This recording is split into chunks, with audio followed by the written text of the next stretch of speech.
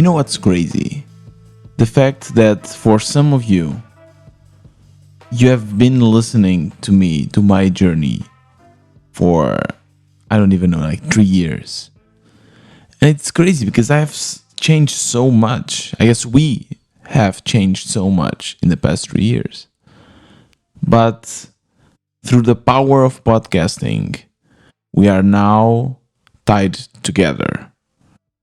And that's amazing. That's cool. That's the beauty of having a voice, the beauty of sharing a little bit of you with others, with the internet.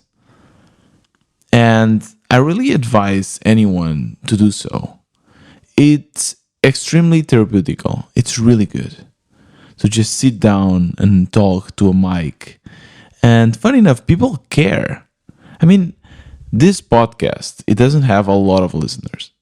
It doesn't have a lot of listens. In general, I think on average we have around 200, which is great. Don't get me wrong, 200 is great. 200 is much more than I thought I would ever have. You know, that there's people caring about what I have to say, about my indie journey, about me, my life. It's crazy. Thank you. Thank you from the bottom of my heart for listening. And if you are one of the few that have started listening to me when I first started this podcast with just a phone, thank you. I really appreciate it. What a journey. I've learned so much. You know, when you first started listening to me, you caught me on a transition period. I was transitioning lifestyles and transitioning from the 9 to 5 to the full-time indie making entrepreneur, being my own boss. It's something really hard to do. Now, when I see myself, I kind of take it for granted. I think, that's fine. I mean, it wasn't that hard, but it was. Every time you do a big change in life, it's hard. It's hard for many reasons. Not only because of yourself, but as well the people around you, right? Your family, your loved ones. They will question everything because they are worried about you. They want you to succeed, and they are also a little bit selfish, to be honest. They want to feel good. Your parents, for instance. Why are parents always very cautious? Because they want to feel good as well. They want to know that their son or daughter is safe and that they can sleep at night, that they are doing the best they can, and risk-free normally is a great strategy. But that doesn't mean it's the best for you directly. And in life, we need to go through these transitions. And the indie transition, it was hard. Not only because at first I had no money, but as well because it like the way indie maker lives is different. Again, the lifestyle is different. Now, again, after 3 years, it kind of seems natural that I don't have a schedule, that I can wake up at whatever time I want, that I can work at whatever days I want, and as well that there's always some responsibility. I cannot just shut down. But I grew up with this now, and it's part of who I am. It's part of my life. Now, funny enough,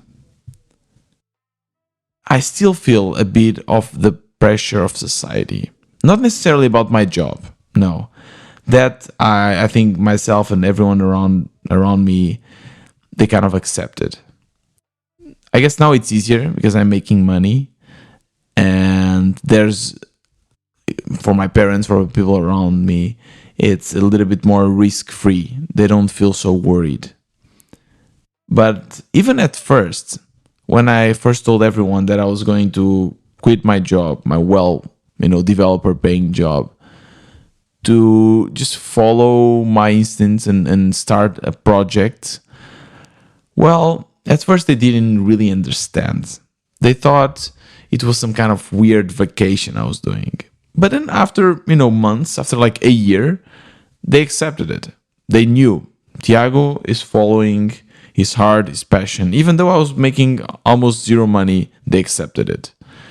And everything, every decision in life, funny enough, people first will question it, they will tell you not to do it, but then eventually they will accept it. They will move on with their lives. That is crazy in anything, really, anything. If you choose to move to another country, at first they'll be like, but why did you move? You are here, you are safe, but then they accept it. If you choose to have kids or not to have kids, at first people will not accept it, but then they will like, yeah, okay, that's his or her choice. If you choose to change professions, to whatever, any decision, it can be a simple one, it can be a more complex, more life-changing one. Eventually people will accept it. Now the question is, will you? Will you ever get out of that bubble of constraints and accept yourself? With indie making, I think I did. I totally accepted myself. I feel now that I'm an entrepreneur, for sure. That was my passion. There was no other way. There was no other way, and I truly believe that it took me too long. It took me too much time to make this decision. I was 28 when I first gave up my job to focus 100%, to really give it a shot to my dream. I was making projects for long before that, but there's a difference. There's a difference between doing projects on the side and really making this your life. It's a huge difference. It's really, really big. And I think I did it maybe too late. Don't get me wrong, I learned a lot of things. I learned a lot of things by working for others. I learned a lot of things by living abroad. So it's not that I regret it, but I do think that I could have started a bit earlier. Yeah, that's for sure. One thing that I'm always trying to do, and this is a little bit more personal, is to ignore what society says about you. What are the norms of society? It's something really hard. And a lot of people, funny enough, they look at me and they say, like, no, Tiago, but I mean, you don't care about what the others say. No, I do. I do care. And sometimes, I don't know if it's the same for you, but sometimes I don't, then they don't even say anything. Let's take the example of whatever, giving up your job to focus with indie making. Sometimes you're already imagining what your family, friends, loved ones will say, but they didn't even say anything. Maybe they won't. It's just in your mind, it's in your head. I don't know if ever happens to you. You're just walking, whatever. You go to the supermarket and you take some dirty clothes. Would you ever? Would you ever take some dirty clothes to the supermarket or some damaged, whatever, t-shirt? Most people won't, because we care about what others say. But in reality, why? Why do we care about what others might think of us? Biologically speaking, maybe this is kind of a way for us to fit in. It's survival, right? We want to be part of society so that we feel protected, so that they can protect us. And once we are protected, we are safe. And because of that, we want to fit in, right? But again, going back to the book I've been kind of speaking about in the past episodes, the 4-Hour Work Week, Tim Ferriss, he gives really interesting advice, some kind of tests, really, or challenges. One thing that it tells you to do is to randomly just sit down on the floor. Actually, lay down on the floor, wherever you are. If you are in the bus, lay down on the floor. If you are in the supermarket, lay down on the floor for 10 seconds. People will look at you weird, obviously. They'll be like, hey, are you okay? Like, yeah, I just felt like resting. And you just get up and leave. Would you ever do this? It sounds so awkward. It sounds very, very awkward. But in reality, who cares? Who fucking cares? I mean, yeah, these people will have some funny story. They'll say to their family or friends, yeah, this guy just randomly sat down in the middle of the aisle and then just got up and walked away. That's funny. But in reality, how will this affect your life? It won't. Another exercise that he says that one should do is to look people in the eye. Random people. Just fix your eyesight with theirs and look until they say something. And if they do, you just say, sorry, I thought you were a friend. This kind of confrontation, I think it's a great exercise so that you can get out of your own head and start giving zero fucks to what other people think. But it's hard. It's very, very hard.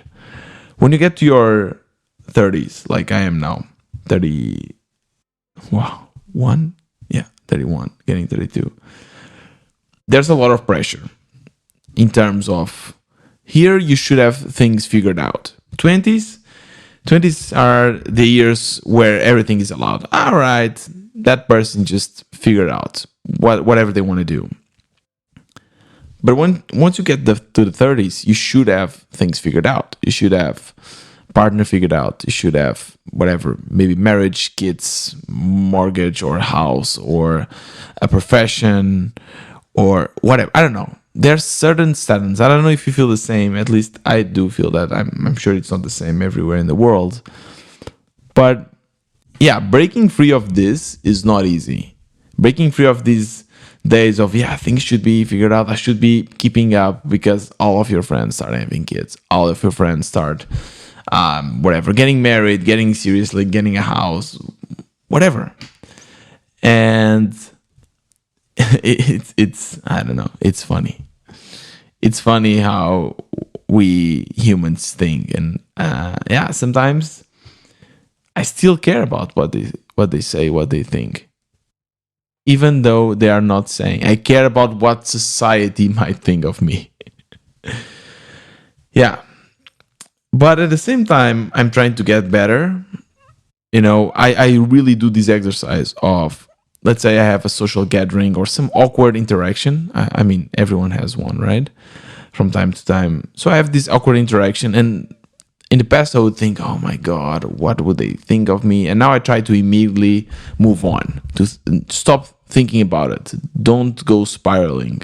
Just move on with your life. Fuck it.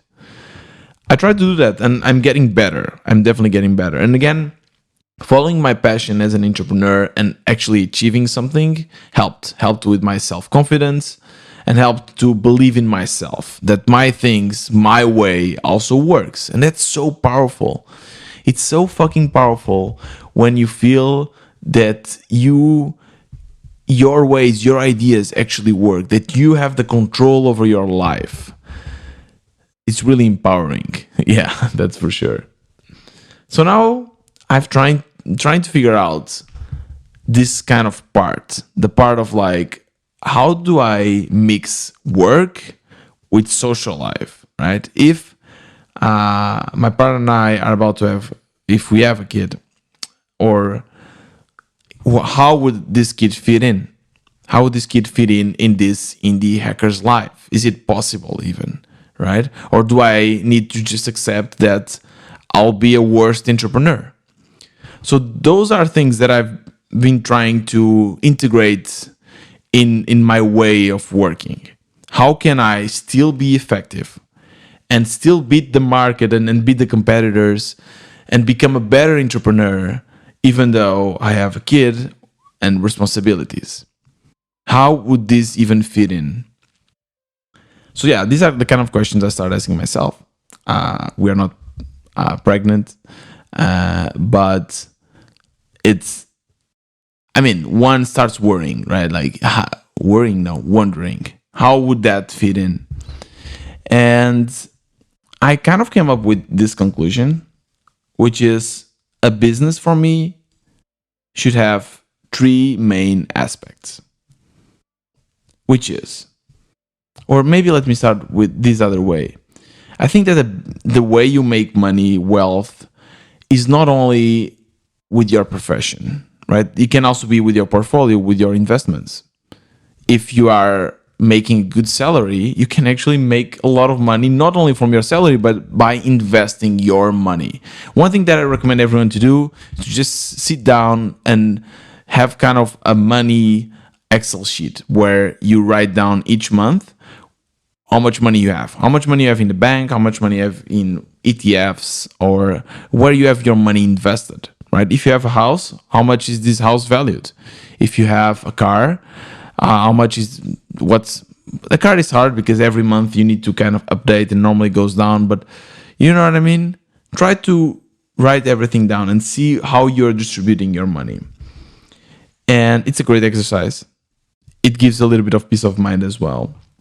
But for me, I'm starting to think that I should invest in more assets, right? It's not only my business, which is my biggest asset at the moment, but whatever, putting money on ETFs, putting money, and everything I'm investing money, it should be that, an investment, right? There are a few things that I know that, whatever, food, groceries, traveling, it's for me, it's for myself, but this will never pay back in terms of money.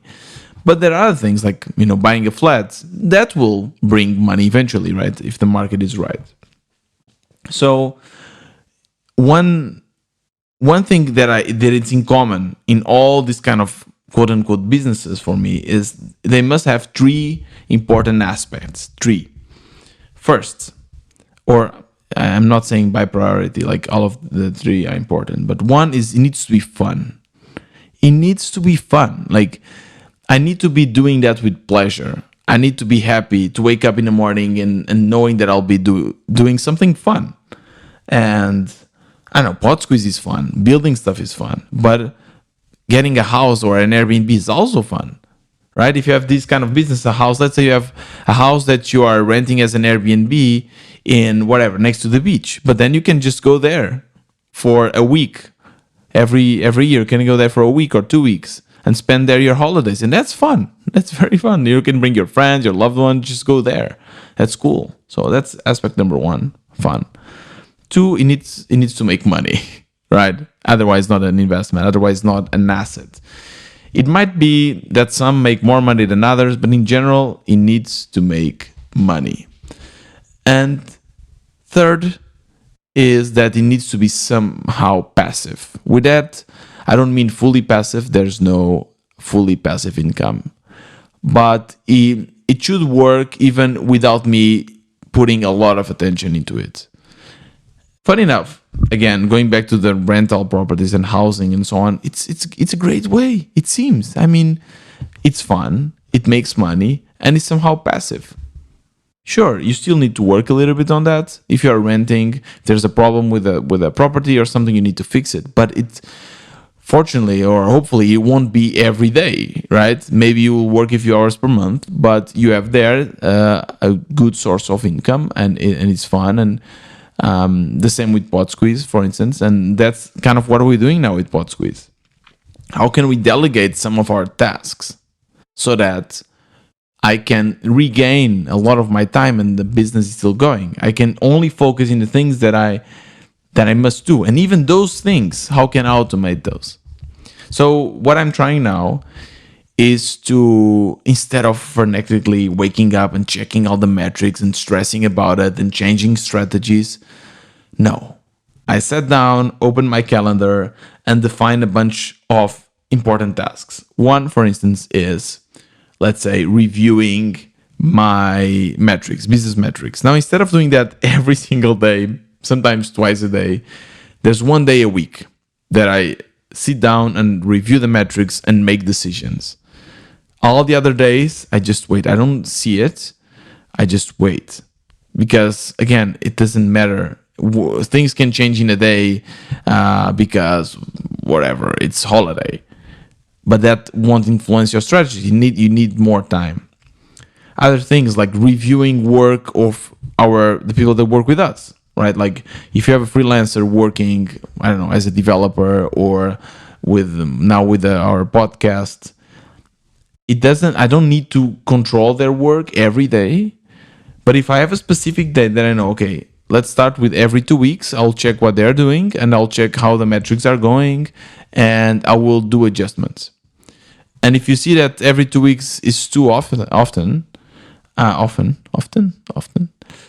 you make it every month or every 2 months. And the goal is to reduce these kind of interactions, to reduce these reviews as much as you can without damaging the business. Is to give trust to these people, to enable them so that they can thrive, they can have independence, responsibility, so that the business can get better, to have a healthy business. And then you regain that time and you do whatever you want, right? If you have kids, you can be with them. If you want to travel, if you want to be with your spouse, with your family, if you just want to sleep, whatever, that's your time because you regain that. And I really believe that that's the way of entrepreneurship. That's the way how you gain wealth as well, by the way. It's funny because I'm now listening to another book called, what is it? Like Intelligent Investor. Very dense book. Really, I don't recommend. It's very dense. It's a bit outdated. But there are some concepts that are very interesting. And one thing they say is that the big fortunes, the huge fortunes, are made with only one company. Take Bill Gates, take Mark Zuckerberg. They focus on one company that did really, really well, and they're billionaires. So the advice that a lot of people will say is just focus on one company. Focus on one company that will make you a billionaire. But that's wrong. Because you're focusing on the 1 in 1 billion. You're focusing on the guy that just got lucky and built a huge company, but as well because he started or she started in with that specific time, right? Chances of you getting the same luck are very low. And if you look now into average wealth, not billionaires, but millionaires or multimillionaires, a lot of them, they didn't focus on only one company. They have a spread out portfolio. They focus on multiple things. Because once you automate one business, now you can focus on another one. You can put your time there. And suddenly that one is also making money now. That one is also growing. And now you automate that and you go to the next one and go to the next one. And eventually, I guess there will be a limit. But hopefully we'll get there. I'll let you know about that and I'll let you know what I learned. Now, last thing I want to talk with you about, it's an important decision. Again, going back to my lifestyle, going back to being happy, kind of not only with work and the way I live. As an entrepreneur, it can be really lonely, right? And I do have a co-founder, which is great, but we work from home. And working from home is great until you do it every day for years. Once you do that, especially if you're like me, a bit extrovert, I crave for just sometimes getting out of the house, just walking, just having a routine and meeting others. So one way that I try to compensate this is to get an office. And I spoke with you as well about it. Like, how cool would it be to have a nice little office where we could go and maybe even get a few other makers there and we can just share rent. And in the end, whatever, they just pay the rent for us, or we just split rent and it's quite cheap and it's much cheaper than a co-working space and it's our space. A space of creativity, a space where we can record this podcast and we have YouTube, we can record videos on YouTube and there's people building cool stuff all in one place. That's awesome, right? I don't know. I am very excited about this. So I started checking for, rental properties like offices. And we found one, which is cool. I mean, it's 40 square meters. And it's nice. There's a nice balcony, which I love, that has sun, that you can just grab a beer and sit down if you want to chillax. You can have people there, and it's a good place. It's not too far away from my house or the flat of my co-founder. We can actually walk there. It's nice. It's really cool. So it makes me think, wow, shall we go for it? But it's not super expensive, but in the end, we'll just pay, I think, $500. Which we can afford. I mean, we need to take out of our paycheck, obviously, or for our profits, but we can afford. Now, is it something that will make the business better? Maybe. It's not obvious. I mean, maybe we'll go there and work. It will be more creative. Will we even go every day? Probably not. I mean, we also like working from home. We like the hybrid mode. So shall we do it? That's the question. Like, shall we go for it? I mean, I want to do it, but I feel like, the kid that wants a PlayStation, whatever, 5 or 6. I don't even know how many we have now, but maybe once I get it, I won't like it. Maybe once I get it, I will use it for the first month, and then I'm like, fuck it, I don't want to go to this office, which is fine. I mean, we can just stop renting it afterwards. But yeah, it's an important decision and something that we need to make. I'll let you know. But how cool! Like, imagine, then I can have some of my friends. I can have you. Imagine you come to Lisbon and you want to work. You are indie maker. You can just spend a few days there just working with us. That'll be nice, right? Anyways, if you have any suggestions on what I should do regarding this office, DM me on Twitter, WBTiago. If you want to just discuss or give your thoughts on all the topics I discussed today was a little bit more philosophical episode. I would love to hear your feedback. I would love to hear if you're going through the same in your life, if you already figured it out, what are your thoughts? DM me on Twitter, WBE Tiago, and it's also on the show notes of this episode. Thank you so much for listening to me. I wish you a lovely, amazing indie week, and see you next Monday.